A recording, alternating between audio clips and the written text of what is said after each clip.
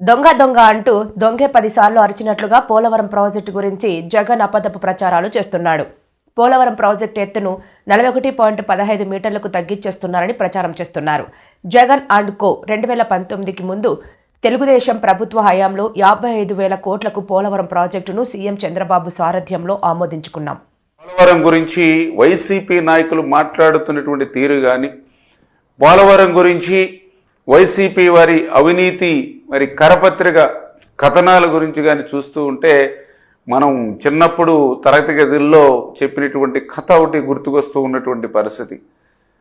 ఏదైతే ఒక పేద బ్రాహ్మణుడు మేకపిల్లని తీసుకెళ్తూ ఉంటే మరి నలుగురు 4 చోట్ల ఏంటి పంతులు గారు మీరు కుక్క పిల్లని తీసుకెళ్తూ ఉన్నారని మొదటిసారి చెప్పి, మళ్ళీ కొంత దూరం పోయిన తర్వాత రెండో వ్యక్తి చెప్పి, మళ్ళీ కొంత దూరం పోయిన తర్వాత మూడో వ్యక్తి చెప్పి, మళ్ళీ కొంత దూరం పోయిన తర్వాత 4వ వ్యక్తి చెప్పడంతో నిజంగానే కుక్క పిల్లని తీసుకెళ్తున్నానేమో అని చెప్పి పాపం ఆ యొక్క పేద బ్రాహ్మణుడు ఆ మేకపిల్లని వదిలేసినట్లుగా మరి అంటే అటువంటి అబద్ధాన్ని కూడా 100 సార్లు చెప్తే అది నిజమైపోతుంది అనేటువంటి నమ్మకం ఉన్నటువంటి వ్యక్తి జగన్మోహన్ రెడ్డి ఆ పోలవరం గురించి కూడా పదే అబద్ధాలు, అసత్యాలు అంటే దొంగే దొంగ దొంగ అని అరిచినట్లుగా పోలవరం గురించి వీళ్ళు రోజు చేసేటువంటి అసత్యమైనటువంటి ప్రచారం. అందులో భాగంగానే పోలవరం ఎత్తు 41.15 మీటర్లకి మరి తగ్గించేస్తున్నారని ఈరోజు వీళ్ళు చెప్తూ ఉంటే చాలా ఆశ్చర్యం.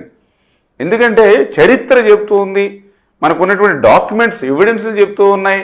2019కి ముందు పోలవరం చరిత్రలో 41.15 మీటర్లని కానీ 45.72 మీటర్లు కానీ ఎక్కడైనా పోలవరం చరిత్రలో 2019కి ముందు ఎక్కడైనా ఉందా?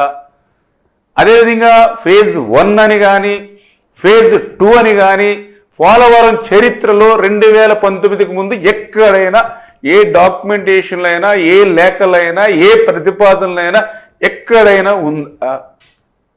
అంటే 2019కి ముందు ఫేజ్ 1 అని లేదు, ఫేజ్ 2 అని లేదు, 41 లేదు, 45 లేదు, ఓన్లీ పోలవరం. దాని నిమిత్తమే ఆ రోజు 2019 తెలుగుదేశం ప్రభుత్వ హయాంలో ఆ రోజు చాలా క్లియర్గా 55,000 కోట్ల రూపాయలకి ఆ రోజు మనం పోలవరం ప్రాజెక్టుకి చంద్రబాబు నాయుడు గారి సారథ్యంలో ఆ రోజు ఆమోదించుకున్నటువంటి పరిస్థితి. తర్వాత ఈ జగన్మోహన్ రెడ్డి వచ్చిన తర్వాత మరి నువ్వు ఆ ఫేజ్ 1 ఫేజ్ 2 నువ్వు పెట్టి ఆ యొక్క 41, 45 అని డిఫరెన్సెస్ మీరు తీసుకొచ్చి ఈరోజు మళ్ళీ పోలవరం గురించి మొసలి కన్నీరు కారుస్తూ ఉంటే నిజంగా ఇటువంటి వారి పట్ల ఎంత జాగ్రత్తగా ఉండాలో ఈవేళ ప్రజలందరూ కూడా అర్థం చేసుకోవాల్సినటువంటి పరిస్థితి. ఆ రోజు 6 కాలం శ్రమించి 18 నెలలు శ్రమించి ఆ రోజు డయాఫ్రమ్ వాల్ నిర్మాణం పూర్తి చేస్తే ఆ రోజు చంద్రబాబు నాయుడు గారు నువ్వు వచ్చిన తర్వాత చేసినటువంటి నిర్వాహకం ఏంటి? ఆ రోజు పూర్తి చేసిన డయాఫ్రమ్ వాల్ని నువ్వు 2020లో ధ్వంసం చేసినటువంటి చరిత్ర నీది. మళ్ళీ ఈరోజు ఆ డయాఫ్రమ్ వాల్ని మళ్ళీ ఈరోజు చంద్రబాబు నాయుడు గారు వచ్చి మళ్ళీ దాన్ని పునర్నిర్మాణం 990 కోట్ల రూపాయలతోటి మళ్ళీ కొత్తగా ఈవేళ డయాఫ్రమ్ వాల్ మళ్ళీ నిర్మాణం మరి చేస్తూ ఉన్నాం. అంటే నువ్వు విధ్వంసం చేస్తే మళ్ళీ మేము పునర్నిర్మాణం చేస్తున్నటువంటి పరిస్థితి. ఆ రోజు నువ్వు 2019లో పాదయాత్రలో ఆ పునరావాస సంబంధించినటువంటి వాళ్ళకందరికీ ఏం చెప్పావు? ఆ రోజు R&R ప్యాకేజీల గురించి మరి ఆ రోజు నువ్వు ఏవైతే పాదయాత్రలో చెప్పావో 5 సంవత్సరాల్లో అవన్నీ కూడా నీటి మూటలై 1 రూపాయిన నువ్వు పునరావాసానికి సంబంధించి విడుదల చేశావా? కానీ ఈరోజు మళ్ళీ చంద్రబాబు నాయుడు గారు, ఎందుకంటే ఆ రోజు 2019కి ముందు మరి ఆ రోజు చంద్రబాబు నాయుడు గారు 830 కోట్ల రూపాయలు ఆ రోజు నిర్వాసితులకు ఇచ్చాం. మళ్ళీ ఈరోజు చంద్రబాబు నాయుడు గారు ముఖ్యమంత్రిగా వచ్చాకనే మళ్ళీ ఈరోజు 1000 కోట్ల రూపాయలు నిర్వాసితులకు ఇస్తూ ఉన్నాం పోలవరంకి సంబంధించి. మరి ఆ రోజు నువ్వు 19, 24, 5 సంవత్సరాల్లో నిర్వాసితులకు ఎప్పుడైనా 1 రూపాయి ఎక్కడైనా అందించావా? నిర్వాసితులకు సాయం అందించడం మాట్లాడించి 2019కి ముందు నిర్మాణం చేసినటువంటి కాలనీలు ఏవైతే ఉన్నాయో ఆ పునరావాస కాలనీకి 1 అర్బస్తా సిమెంట్ పెట్టావా? 1 రూపాయి పెట్టావా?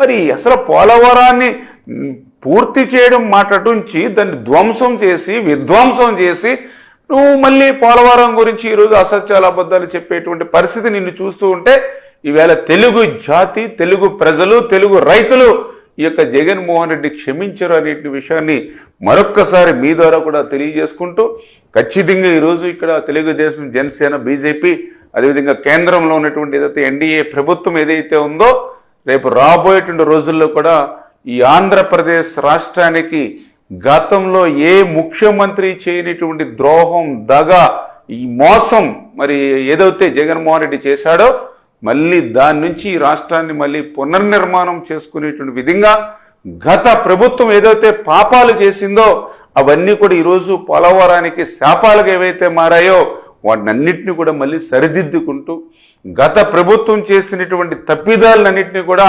చంద్రబాబు నాయుడు గారు తన పరిపాలనా దక్షతతో మళ్ళీ సరిదిద్దుతూ మళ్ళీ పోలవరం నిర్మాణాన్ని పట్టాలెక్కించి పనిచేస్తూ ఉన్నాం. రేపు 2027 డిసెంబర్ కల్లా ఆ పోలవరాన్ని పూర్తి చేసేటువంటి విధంగా ఒక ప్రణాళికాబద్ధంగా ఈరోజు ఈ యొక్క ప్రభుత్వం ముందుకెళ్తున్న విషయాన్ని కూడా మరొకసారి మీ ద్వారా తెలియజేసుకుంటూ మరి ఇంత కష్టకాలంలో, ఇంత క్లిష్టమైనటువంటి సమయంలో అప్పు కట్టడానికి కూడా మళ్ళీ అప్పు తెచ్చుకోవాలంటే అప్పు కూడా ఇవ్వలేనిటువంటి స్థితిలో ఈ రాష్ట్రాన్ని చేర్చేసినటువంటి పరిస్థితిలో ఈరోజు కేంద్రం మరి ఈవేళ చంద్రబాబు నాయుడు గారు, పవన్ కళ్యాణ్ గారు, నరేంద్ర మోడీ గారు మరి వీరందరూ కూడా ఈ రాష్ట్రానికి చేస్తున్నటువంటి సహకారానికి మరొక్కసారి మీ అందరి తరపున కూడా కృతజ్ఞతలు తెలియజేసుకుంటూ ఉన్నా.